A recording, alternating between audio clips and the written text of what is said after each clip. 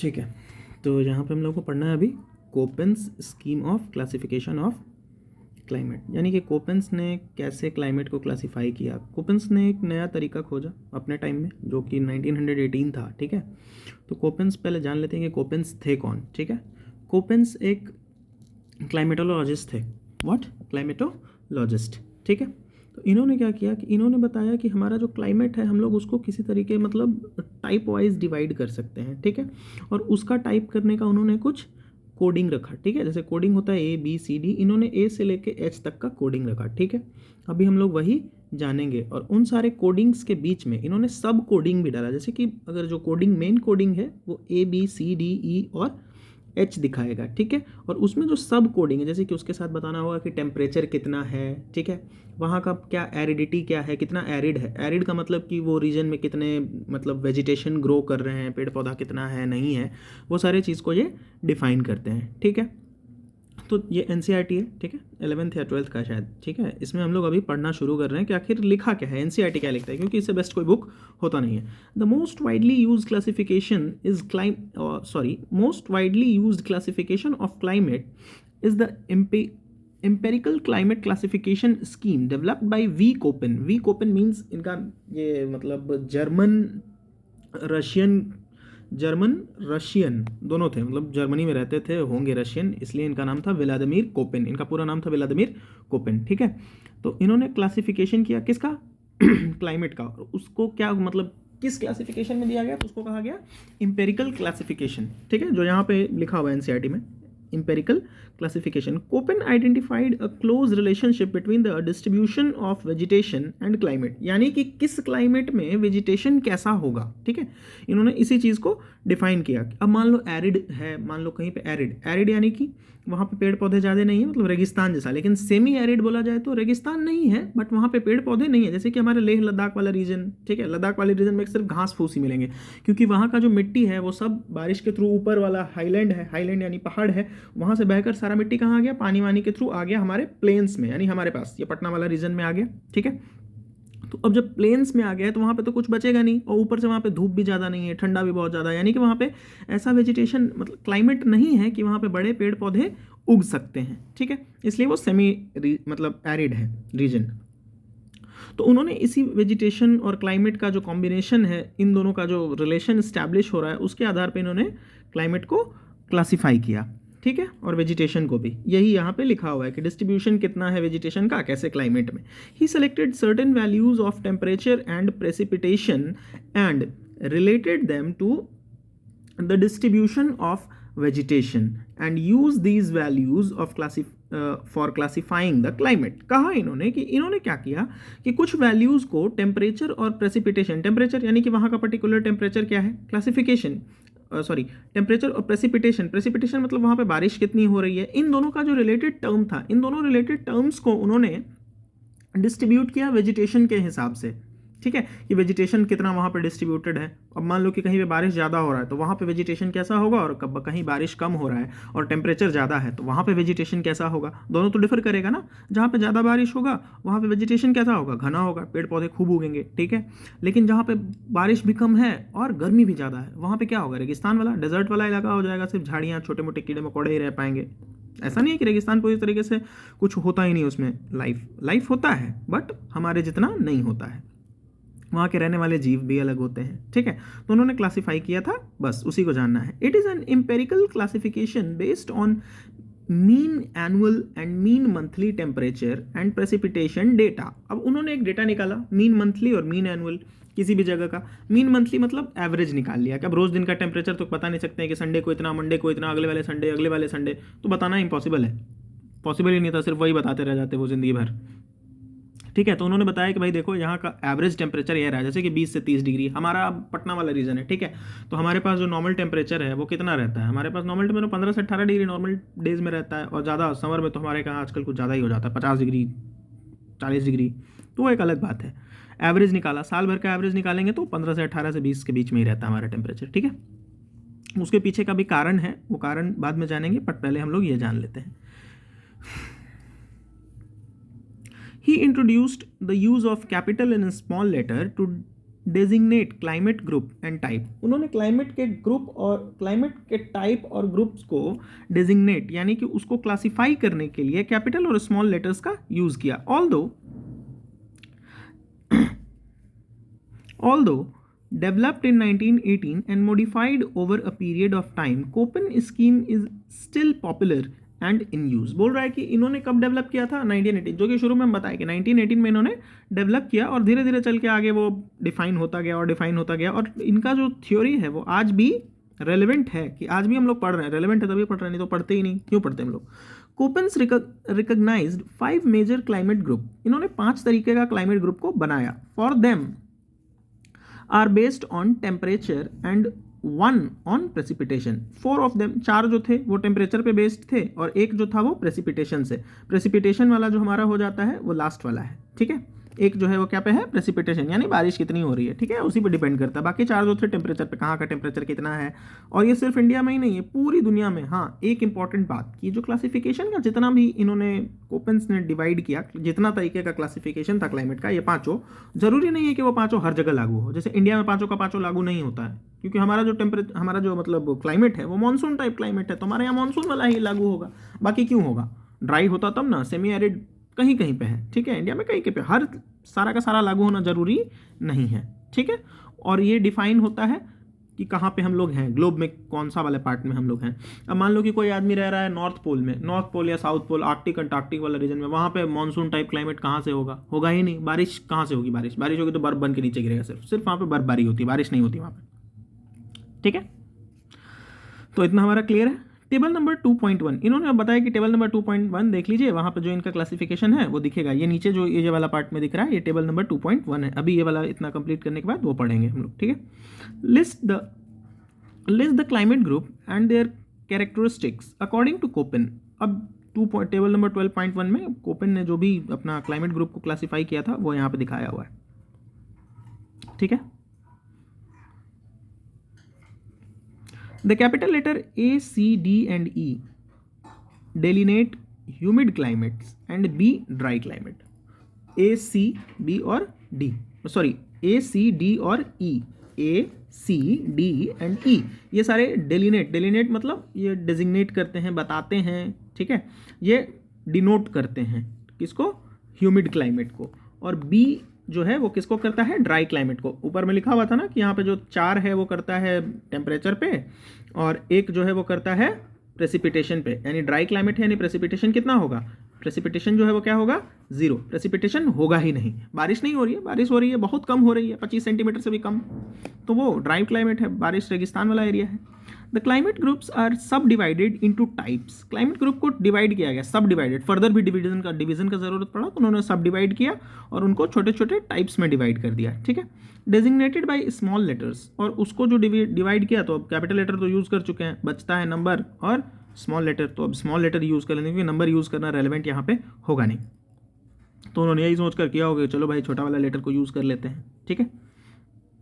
Based on seasonality of precipitation and temperature characteristic. Seasonality of precipitation, यहाँ पे ये कहने का मतलब है कि उस सीजन, पर्टिकुलर सीजन में प्रेसिपिटेशन कितना हो रहा है और टेम्परेचर कैसा रह रहा है, उस बेसिस पे इन्होंने स्मॉल लेटर को यूज़ कर लिया। अब स्मॉल लेटर को क्या यूज़ किया, क्या नंबर दिया, क्यों यूज़ किया, वो देखते हैं। The seasons of dryness are indicated by the small letters. Dryness का सीजन यानी कितना ड्राई है सीजन, अब ज़्यादा ड्राई है, कम ड्राई है, बहुत ड्राई है, एकदम सूखा हुआ है कि लग रहा है कि रेगिस्तान में है, नाक वाक छिल गया सांस लेने में, तो कैसा है? FMWS, ठीक है। ड्राइनेस को इन्होंने कैसे बताया? FMW और S का यूज़ करके। F मतलब F जो है वो सबसे अच्छा वाला है, नो ड्राई सीजन, आराम का ज़िंदगी है, हाँ कोई सूखा नहीं है, F जो है वो नो ड्राई सीजन। अब आगे हम लोग पढ़ेंगे, पहले अब पेज पलटने से पहले हम लोग देख लेते हैं कि यहाँ पे ये वाला 12.1 में जो बताया था कोपेन्स ने क्लासिफिकेशन, वो क्या था। ए ट्रॉपिकल, ए बड़ा वाला कैपिटल लेटर से जो उन्होंने ए डिनोट किया वो ट्रॉपिकल क्लाइमेट था। Tropical climate, average temperature of the coldest month is 18 degree Celsius और हाइयर, ठीक है। यानी कि जो ट्रॉपिकल वाला होगा वहाँ पे एवरेज टेम्परेचर कितना होगा मंथली? 18 डिग्री और 18 डिग्री से ज़्यादा, ठीक है। बी ड्राई क्लाइमेट, ड्राई यानी सूखा हुआ क्लाइमेट जो है वहाँ पे क्या होगा? पोटेंशियल एवेपोरेशन एक्सीड प्रेसिपिटेशन, मतलब जितना प्रेसिपिटेशन हो रहा है ना उससे ज़्यादा इवेपोरेशन हो रहा है, यानी कि टेम्परेचर बहुत ज़्यादा है। ड्राई कब होगा टेम्परेचर? जब वहाँ पे बारिश तो हो रही है लेकिन बारिश का जो पानी है वो पूरा वेपर बन के खत्म हो जा रहा है, बच ही नहीं रहा है एटमोसफेयर में, ठीक है, तो ड्राइनेस है। सी, वार्म क्लाइमेट। वार्म मतलब गर्म क्लाइमेट। ड्राई और वार्म में थोड़ा डिफरेंस होता है। वार्म मतलब गर्मी, गर्मी है वहाँ पे। The average temperature of the coldest month of the climate's year is higher than -3 degree Celsius and below 18 degree Celsius. मतलब ये वार्म टेम्परेचर जो है, सॉरी वार्म टेम्परेट जो है, it's not temperature, it's temperate. Warm temperate zone वाला जो है वो मिड लैटिट्यूड में होगा। ये कहाँ पे होगा? यहाँ पे दिया हुआ है मिड लैटिट्यूड, ठीक है। और वहाँ का टेम्परेचर क्या होगा? 3 डिग्री से ज़्यादा और 18 डिग्री से कम। 3 डिग्री से ज़्यादा, 18 डिग्री से कम, मतलब ठंडा है भाई, आदमी ठिठुर रहा है, स्वेटर टोपी पहन रहा है, बोरसी ओढ़ रहा है। D, cold snow forest climate. Cold snow forest मतलब ठंडा है और जो जंगल है वो बर्फ से ढका हुआ है, कुछ ऐसा ही है। Average temperature of the coldest month is -3 degree Celsius और बिलो, मतलब -3 डिग्री है एवरेज, और उससे भी कम हो सकता है। भैया चले जाओ एकदम सियाचिन ग्लेशियर, वैसा वाला फील आ रहा है, पूरा जंगल बर्फ से ढका हुआ है, ठीक है। ई डिनोट्स कोल्ड क्लाइमेट। ई जो है वो कोल्ड क्लाइमेट, कोल्ड मतलब नॉर्मल ठंडा है भैया, ठीक है, बढ़िया बात है। Average temperature for all month is below 10 degree Celsius. मतलब सारे महीनों में जो एवरेज टेम्परेचर होगा वो कितना होगा?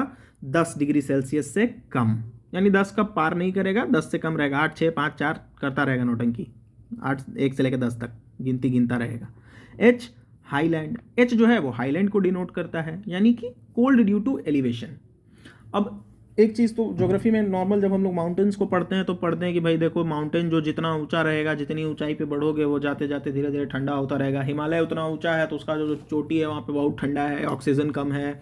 और मेनली यहाँ पे ऑक्सीजन का बात तो नहीं है, यहाँ पे सिर्फ ठंडा का बात है कि एलिवेशन ऊँचा है तो वहाँ पर क्या होगा भाई साहब कि एलिवेशन है तो ठंडा होगा, नॉर्मल सी बात है, ठीक है। यही था 12.1 में, इसमें कोई प्रॉब्लम नहीं होना चाहिए, ठीक है ना। अब हम लोग छोटे वापस लौटते हैं। छोटा वाला जो इन्होंने लेटर उठाया था, ये छोटू f, correspond to no dry season. F जो है वो क्या बताता है? ड्राई सीजन नहीं है, यानी बारिश है, अच्छा मौसम है, पेड़ पौधे उगेंगे, एकदम हरियाली खुशहाली रहेगी। M, monsoon climate. ये हमारा कौन सा वाला क्लाइमेट है? इंडिया वाला। कौन सा? इंडिया। इंडिया में कैसा क्लाइमेट होता है? मॉनसून क्लाइमेट होता है। डब्लू, छोटा वाला है सब, small letters. W, winter dry season. And W जो है विंटर जो है वो कैसा होगा? ड्राई होगा, ठीक है। एंड समर, समर कैसा होगा? Dry season. एस जो है वो समर ड्राई, यानी कि जो गर्मी का मौसम होगा वो एकदम सूखा हुआ रहेगा। The small letters A, B, C and D refers to the degree of severity of temperature. Severity का जो मतलब है गंभीरता की, मतलब टेम्परेचर कितना ज़्यादा है, मतलब टेम्परेचर को और हम लोग डीपली समझ रहे हैं यहाँ पे, तो बता रहे हैं कि टेम्परेचर का आखिर जो प्रभाव है वो कैसा पड़ रहा है। ए, बी, सी, डी। यहाँ पे एक लेटर और होता है एच, जो छोटे वाले एच को यूज़ किया जाता है। नीचे वाला जो है यहाँ पे ना, ये देखो यहाँ पे यूज़ किए हुए एच, इसका मतलब होता है हॉट, गर्म है, ठीक है। और उसके साथ आगे वाला जो है ये वाला बताएंगे, पहले ये समझ लेते हैं। एच, ठीक है, ए, बी, सी, डी और एच ये बताएगा, टेम्परेचर के बारे में पूरा डिफाइन करेगा कि टेम्परेचर क्या है, कैसा है, क्यों है। The B, dry climate are subdivided using the capital letter S for steppes और सेमी एरिड। स्टेपी और सेमी एरिड को हम लोग बी वाले में हमको देखने को मिलेगा कि यहाँ पे हम लोग एस का यूज़ कर रहे हैं सेमी एरिड के लिए, ठीक है, और स्टेपी के लिए कैपिटल लेटर का, ठीक है। And W for desert. Desert जहाँ पे होगा वहाँ पे हम लोग क्या यूज़ करेंगे? डब्लू। और ये वाला कहाँ होगा? बी के साथ यूज़ होगा, यानी कि जहाँ पे भी डेजर्ट वाला सीन क्रिएट हो जाएगा वहाँ पे क्या आ जाएगा भाई? डब्लू आ जाएगा, ठीक है। डब्लू किसके लिए यूज़ करेंगे? बी के साथ। बी के साथ डब्लू यूज़ करेंगे डेजर्ट बताने के लिए, बी के साथ डब्लू यूज़ करेंगे डेजर्ट बताने के लिए, ठीक है। The climatic type are listed in 12.2 the distribution of climate groups and type is shown in table number 12.1। 12.1 में क्लाइमेटिक ग्रुप को दिखाया गया था कि कैसा क्लाइमेट था, नहीं था, ठीक है। अब डिस्ट्रीब्यूशन क्या है क्लाइमेट का, कहाँ पे क्लाइमेट का डिस्ट्रीब्यूशन कैसा है, वो नीचे वाला ये 12.2, ये जो टेबल है, टेबल नंबर 12.2 तो घुमा दे रहे हैं, अब क्लियर नज़र आ रहा होगा। टेबल नंबर 12.2 इसमें हम लोग अभी देखेंगे, ठीक है। ठीक है, यहाँ पे सबसे पहले लिखा हुआ है ग्रुप है, दूसरा टाइप है, तीसरा लेटर कोड। अब किस टाइप के क्लाइमेट के लिए कौन सा लेटर कोड यूज़ करेंगे वो यहाँ पे दिए हुए हैं, ठीक है। नाउ कैरेक्टरिस्टिक, अब उसका कैरेक्टरिस्टिक क्या होगा, मतलब वहाँ का टेम्परेचर जो है भाई साहब वो क्या नौटंकी क्रिएट करेगा, वो कैसा फील कराएगा हमको। अ ट्रॉपिकल ह्यूमिड क्लाइमेट, ठीक है। इसके बाद एक और है, हम जो खुद का बनाए हैं वो भी समझा देंगे। Tropical humid climate, tropical humid climate कहने का मतलब है कि वहाँ पे ह्यूमिडिटी तो होगा, ह्यूमिड है यानी कि जाहिर सी बात है ह्यूमिड लिखता ही इसलिए है बुक क्योंकि वहाँ पे ह्यूमिडिटी होना चाहिए, ठीक है। ट्रॉपिकल ह्यूमिड यानी कि ट्रॉपिकल है तो ट्रॉपिकल वेट, अब मान लो कि ट्रॉपिकल ह्यूमिड क्लाइमेट है तो ट्रॉपिकल वेट जहाँ पे होगा वहाँ पे क्या होगा, वेट, यानी कि बारिश तो हो रही है, यानी कि ड्राई सीजन वहाँ पे नहीं होगा, वेट लिखा ही हुआ है, वेट है यानी कि ड्राई सीजन नहीं होगा, ठीक है जी। ए का मतलब ट्रॉपिकल और एफ का मतलब बारिश हो रहा है, यानी कि ड्राई सीजन नहीं यानी बारिश हो रहा है। दूसरा क्या है इसमें क्लासिफिकेशन, ट्रॉपिकल मॉनसून, जहाँ पे ट्रॉपिकल मॉनसून होगा वहाँ पे क्या यूज़ किया जाएगा, ए और M, M stand for monsoon, A stand for tropical. Monsoonal और शॉर्ट ड्राई सीजन, यानी कि मॉनसून है यानी कि ड्राई सीजन शॉर्ट होगा। कहने का मतलब कि हमारे इंडिया में जो ड्राई सीजन होता है जून जुलाई का महीना, एकदम जून जुलाई वाला, कौन सा, जून जुलाई, वो वाला महीना हमारा शॉर्ट ड्यूरेशन है, 2 महीने, ठीक, 2 क्या 1.5 महीना होता है। तो ये इंडिया के बारे में बात किया जा रहा है कि एएम जो है वो इंडिया में अप्लाई होता है। ट्रॉपिकल वेट एंड ड्राई, अब ट्रॉपिकल वेट एंड ड्राई के लिए हम लोग क्या यूज़ करेंगे, ए डब्ल्यू, ए जहाँ भी रहेगा वहाँ ट्रॉपिकल रहेगा, डब्ल्यू होगा ड्राई के लिए, ठीक है। विंटर सीजन ड्राई होगा, यहाँ पे ट्रॉपिकल में जब डब्ल्यू यूज करते हैं ना हम लोग तो ये डेजर्ट को नहीं डिनोट करता है, ट्रॉपिकल में डब्ल्यू डिनोट करता है हमारे विंटर को, किसको, विंटर को। लेकिन अगर बी के साथ डब्ल्यू यूज किया गया है तो वो डेजर्ट को बताएगा। ऊपर में यहाँ पे दिया होता है कि भाई साहब देखिए देखिए यहाँ पे the dry climate are subdivided using the capital letter S for steppes, B में द बी का यहाँ पे अलग से था, उन्होंने बताया भाई साहब देखिए, ठीक है। और उसको क्या कर दिया गया कि यहाँ पे एस से स्टेपी और सेमी एरिड को बताया गया और डब्ल्यू यूज किया गया बी के साथ डेजर्ट में, यानी कि बी और ए में कंफ्यूज नहीं होना है। ए में जहाँ पे डब्ल्यू है वो विंटर है और बी में जहाँ पे डब्ल्यू है वहाँ पे क्या है, डेजर्ट है भैया, एकदम रेगिस्तान में बालू बालू कर दीजिए। Tropical wet and dry, A W, A मतलब ट्रॉपिकल, डब्ल्यू मतलब विंटर। विंटर कैसा है, विंटर ड्राई सीजन है, कैसा है, विंटर ड्राई सीजन है, डब्ल्यू विंटर ड्राई सीजन, ठीक है। इतने में तो कोई प्रॉब्लम नहीं होना चाहिए।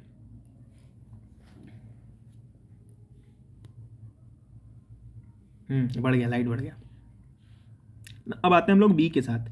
बी वाला में क्लाइमेट कैसा होगा, ड्राई क्लाइमेट होगा, यानी कि ड्राई के साथ हम लोग यहाँ पे क्या लिख सकते हैं, एक चीज़ और, एरिड, क्या लिख सकते हैं, ARID, एरिड, ठीक है जी।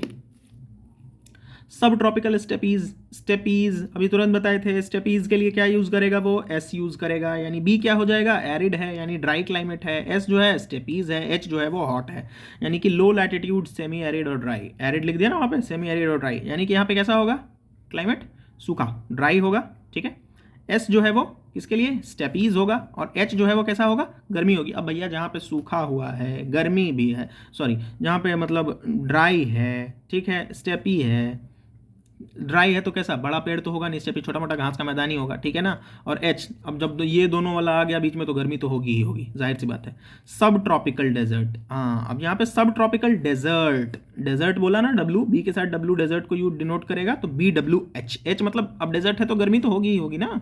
लो लैटिट्यूड एरिड और ड्राई, लो लैटिट्यूड सेमी एरिड और एरिड में कंफ्यूज नहीं होना है। एस जो है वो सेमी एरिड को बताता है और डब्ल्यू जो है वो पूरा डेजर्ट है तो एरिड। सेमी एरिड मतलब घास के मैदान, स्टेपीज क्या होते हैं, घास के मैदान होते हैं, तो स्टेपीज हमको मिलेगा तो घास का मैदान है, घास तो है ना, यहाँ पे घास भी नहीं है, नीचे वाले में क्या है, ये डब्ल्यू वाले में, डेजर्ट वाले में घास भी नहीं है, घास भी गायब, तो पूरा का पूरा बालू है, कुछ उगेगा ही नहीं वहाँ पे, इतना सूखा पड़ गया है तो सूखा होगा और गर्मी भी होगी, और सब ट्रॉपिकल डेजर्ट है, ठीक है, कोई नहीं, बारिश का पुरका मिड। हाँ अब यहाँ पे एक चीज़ और है कि डेजर्ट में क्या होता है, डेजर्ट क्यों डेजर्ट है, बारिश तो वहाँ पे हो जाती है कभी कभी, ठीक है, बारिश होती है, लेकिन वहाँ पे जो मतलब बारिश होने के बाद ज़मीन में पानी रहता नहीं है, इसलिए एटमॉस्फेयर बिल्कुल सूख जाता है, क्योंकि सारा का सारा वेपर बन के चला जाता है हवा के साथ, भैया टाटा बाय बाय करके।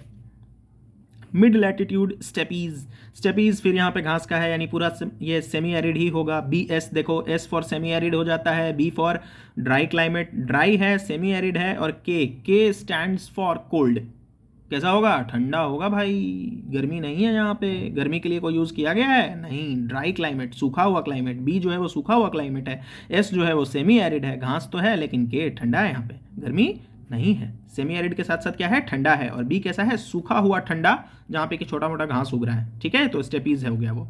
Mid latitude desert, mid latitude desert, अब मिड लैटिट्यूड लैटिट्यूड के मिड में है सॉरी, तो उसको क्या बोलेंगे हम लोग, बी। बी कैसा है, ड्राई हो जाएगा। डब्ल्यू जो है वो डेजर्ट के लिए यूज़ किया गया, और के जो है वो किसके लिए यूज़ किया गया, ठंडा। यानी कि ये दोनों भैया जहाँ पे के यूज़ होगा वो ठंडा है, डब्ल्यू जो है वो डेजर्ट है, और बी जो है वो बी जो है वो ड्राई है।